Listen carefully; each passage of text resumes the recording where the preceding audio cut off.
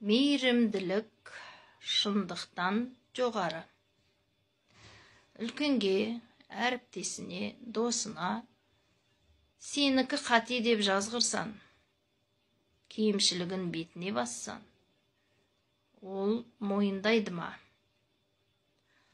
Жоқ, мүмкін емес. Өйткені бұлайша төтесінен кету, оның парасатын, тұжырым жасау қабілетін, ар-намысын аяққа таптағанмен тең. Шындықты тура айтып, оның ойын өзгерте алмайсың. Әуелі қарсылығына жолығуын мүмкін. Теніне тіке айтсан, досынан айырыласың. Үлкенге тіке айтсан, қаһарына ұшырайсың. Себебі оның шамына тидің, көңіліне қаяу салдың.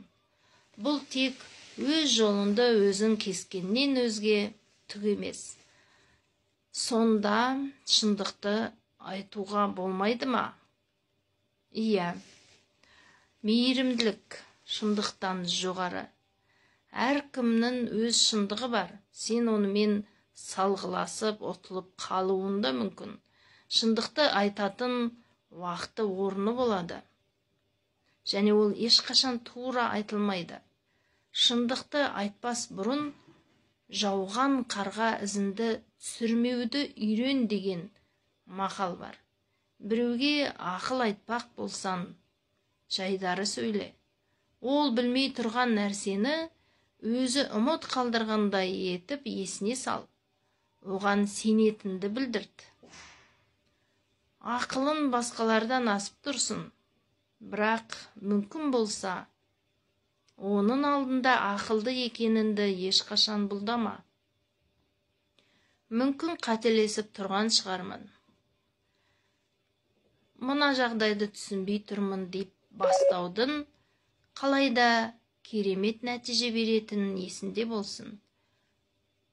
Өзінің де қателесуін мүмкін екенін мойындай білген адам өз басын әурешіліктен арашалай алады. Салғыласудан сақтанумен қатар қарсы жағында өзіндей сабаз болуға жетелейді. Оның үстіне осылай істеу арқылы оған қателесіп тұрғанын және қателесуі мүмкін екенін де мойындата алады. Тек сонда ғана оның пікірін өзгерте аласың.